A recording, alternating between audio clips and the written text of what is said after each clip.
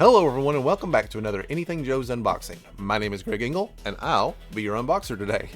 Today we're taking a look at the original Hawk, V1 Hawk. Let me see if I can squeeze on the screen here with it, and the MMS. This will be the first vehicle unboxing I've done in a long time, but with the Awestrucker on the way, I thought it would be a good warm-up to make sure I could get everything on the camera. I'm actually really excited about this because V1 Hawk is overlooked all the time for General Hawk, the gray-haired leader that we all know.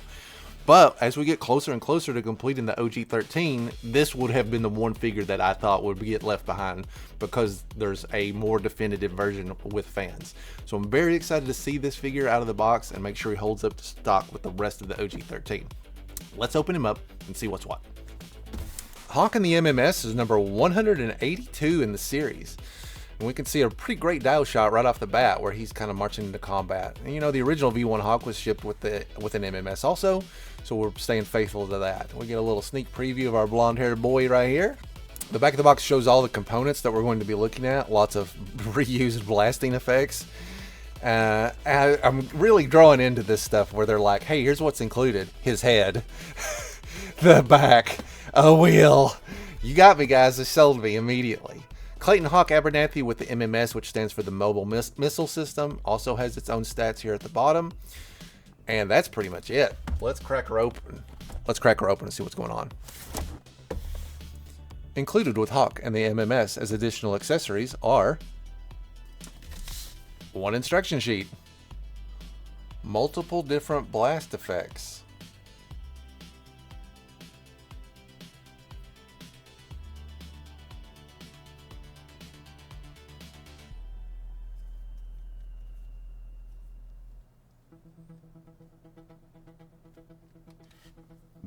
one knife, one pistol, make that two pistols, one cartoon accurate laser gun, one M16, one stalker gun, and the blast helmet.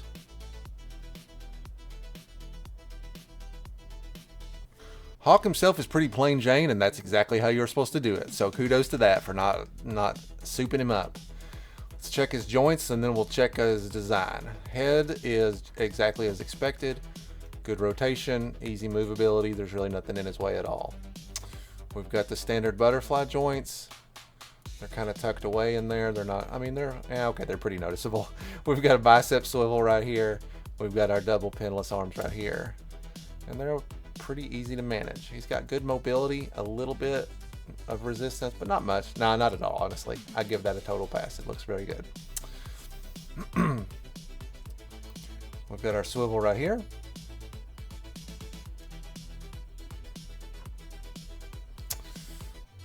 Our ab crunch. Whoa, you hear that? More like an ab pop. That sounds bad. I don't like that. Listen to it up close. Is that normal? I mean, I'm 180 figures in. I'm going to say no. Let me know if your Hawk pops. He sounds like me when I wake up in the morning. We've got our regular drop down hips. Great mobility there. He's got complete usage. He's got tight down here too. He's got, there we go. Thigh cut, well hidden with that. Same with the legs. Perfectly good mobility there. Boot cut, yay. And foot swivel, pivot, whatever. And a little back and forth. Wiggle, wiggle, wiggle. So all the hits are in play. Now, let's look at Hawk the figure. Oh man, I like this a lot. Look how young he looks here. This really does scream Hawk, G.I. Joe, first 12 issues Hawk. He's got that classic military cut.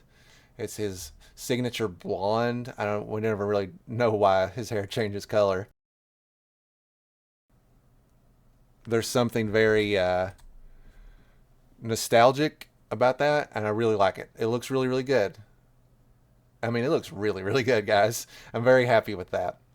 So the rest of the outfit is just OG13 green. We'll take a look at a real Hawk V1 at the end to see just kind of how off palette it is, because I know they've deviated it a little bit. He's got like it's just like a regular like turtleneck, or not a turtleneck, but just a regular sleeve shirt, because you can see the cuffs here. He's got no fancy wristwatch or anything like that. We've got a little pouch on the side for emergency stuff, and he's got another one over here. His web gear, you can see the collar on his shirt also underneath, which I think is great. It's again, it looks very much like an original figure would. It's just kind of how they dressed back then. I don't know why they felt the need to put his full name and middle initial on his tactical vest. Hawk's like, this is my vest. Don't take it out into combat, no matter what. And if you do, someday I'll be a general and I'll make you regret it. But there it is, and it could probably be wiped off pretty easily. Quite frankly, I might just remove the whole thing, because I really do just want him to look like a streamlined figure. But for those of you that like the practicality of a guy running a gigantic missile launcher having a blast armor on, I get it. Other things on this piece are, I don't know why this is like colored off green slightly, but it gives it a little bit of like flavor. He's got a pistol holder here. Oh, that's to button it down. Okay, cool. We'll check that out in a minute. Buckles on the vest. I mean, the vest is very detailed. I got to give him credit for that. We've got a holster back here for a gun. There's a little plate. There's another little pouch. Another little buckle. This is the classic Hasbro logo. If you don't know that, the H for Hasbro is what all the older figures came with. I'm not sure. I'm hoping that that's an intentional nod and not just somebody looked at it and said it looks like an H, but it's there because of Hasbro. That's what I'd always been told, at least. So that's a nice touch. He does have his regular belt.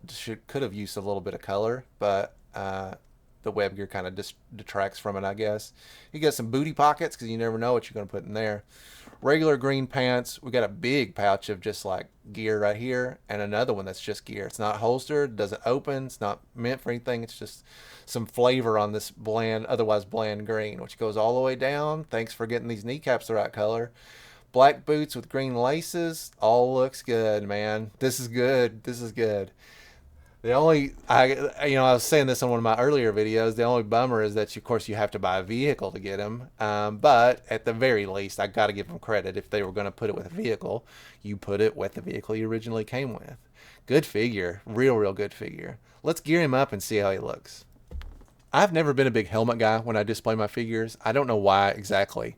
I can tell you quite clearly, though, on this one, the reason I won't be using it is because Hawk's blonde hair is such a definitive feature. And when you cover it up, he doesn't really look like Hawk much anymore to me, despite the fact that he's got his name on it. The helmet fits well. I mean, you can see that the microphone is lined up correctly where his mouth is, more or less. So it's a good look. It fits well. I like the little blast visor. It is it is reminiscent of a V1 helmet. It's just not for me. I'm always a bit of a chump when it comes to accessories, and I'm just going to have to own it. But one pistol goes here, and it fastens down, no sweat.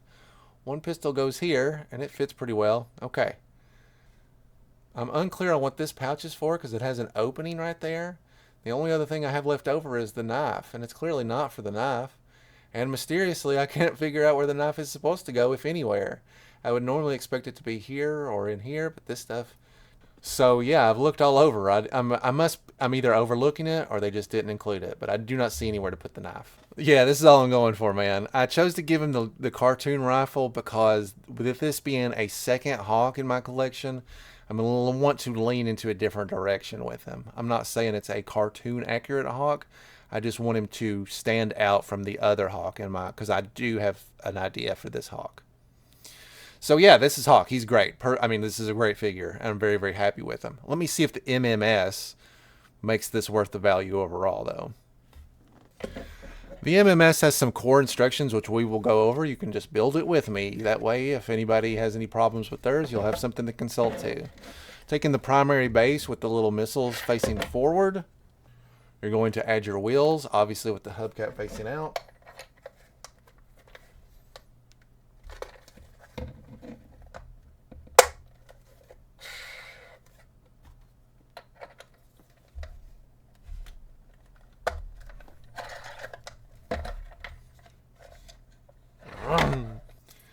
Next, you're going to attach your 2 support legs to the 2 ports right here where they're made for it.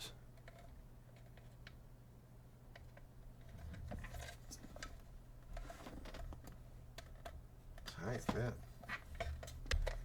An obnoxiously tight fit on this, so be careful when you're putting it on. Trying to like wedge it in like this, and then my recommendation is to apply pressure to it both kind of at the core here as well as the middle part, and I was wiggling it back and forth a little bit as well. It's not easy. My whole table's moving. There we go. So yeah, you're gonna have to put some pressure on it. Don't be too scared. Just, you see what I did and it works for me, and I'm notorious for breaking stuff. So while I can do it, I have faith in you as well. All right, now she can stand up, sort of.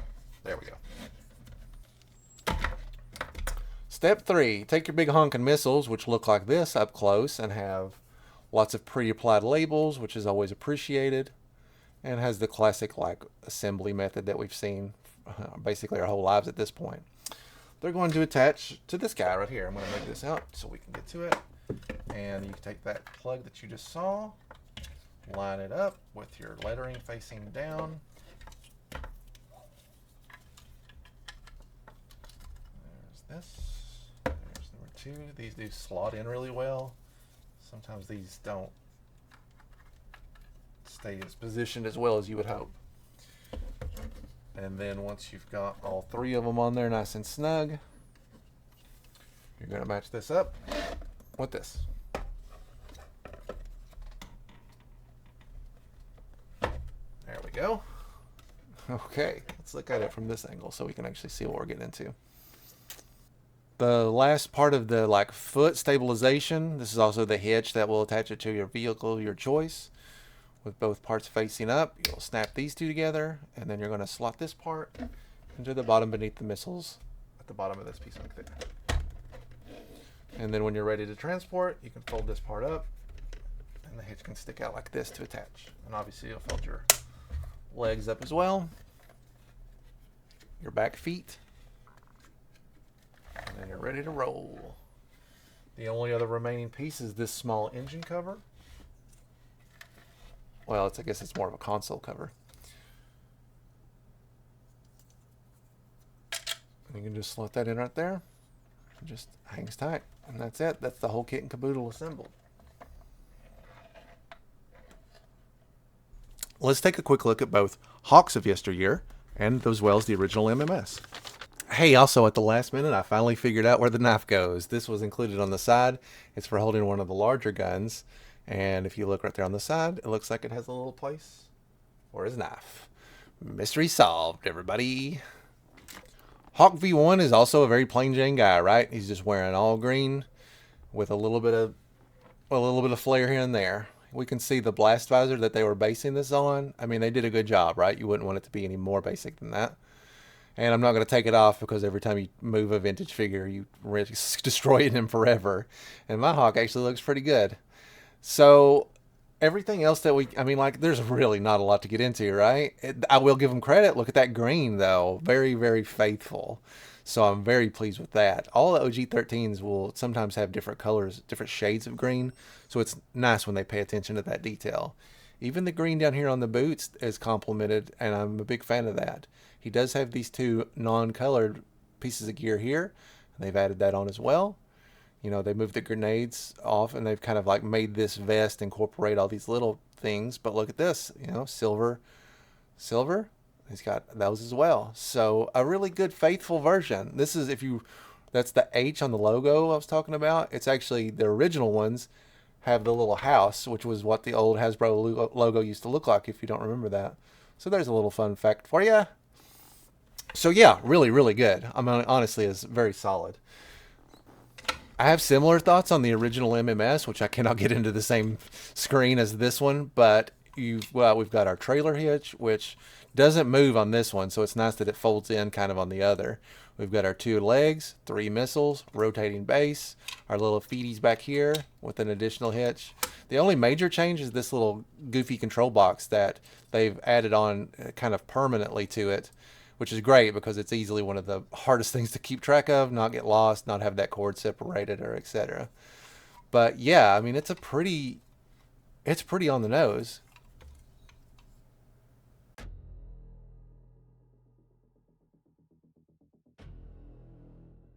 So that's the MMS. You know, it's another large piece to put in the collection, but it looks great. The thing I like the most about the MMS is that it has the hitch, so you can attach it to the Vamp right away, and it makes the Vamp look like an even bigger, more deluxe vehicle. With all these little stationary feet, just like with my MMS, it is like complements the base, sort of like it's like air defense that you have around a diorama, which is what I'm getting at, is that stuff like this and those modular things that have been releasing are small things that build a larger world in your whatever you're doing with your figures. It's easy to take the MMS, it's not overly expensive to get the MMS, and it immediately makes it look like you're in an actual military like facility. Like, instead of having to buy five $100 Vamps, you have a little extra flavor that makes it like fill out a little bit. So yes, I'm a big fan of this set. I can't say that I wanted an MMS or that I was like super excited about it, but I did not want it. I have a use for it. I will probably attach it to my Vamp, and so it looks like there's a lot more going on with it. This Hawk, on the other hand, we've talked at almost every single unboxing I've done, is another addition. Oh, we forgot to look at Hawk versus General Hawk. It may not be a super professional show, but I try not to forget anything that you guys might want to see. General Hawk, the older and braver and better, is, I mean, he's a completely different figure in every other way. I do say, when you look at these figures, though, that these two men look like the same person. This does look like a man that has aged into this, despite the hair color change. So I'm a big fan of that. I think that looks great. He looks like he got a little more sun back in the days, which actually, I guess if you wanted to deep dive, makes sense. The General probably doesn't see as much action as this one does. So big fan of that as well. This figure really is a grand slam. Okay, so all that said, I do think this is a good purchase.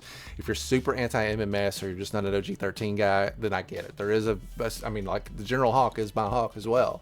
That doesn't mean I didn't want this. It's just a growing number of figures that they're making that are extra versions of characters that I really like. My game plan at this point is to maybe separate the OG-13 and put them all on their own, or at least kind of like that would be the diorama part of it. It would just be them, the Vamp, not the Dragonfly. There's no way I can get that there. But you get the idea. I'm going for an OG-13, and what that would free me up to do is take my like master display collection, and I would be able to slot in another Scarlet, another Snake Eyes, my General Hawk. All those characters that have got like retro re-releases or whatever, I can get a double version of them out there. That's what it's come to. I'd love to hear your thoughts on this set. Do you think it's worth the money, or or you have plans for the MMS? What are you doing with another General Hawk, if anything?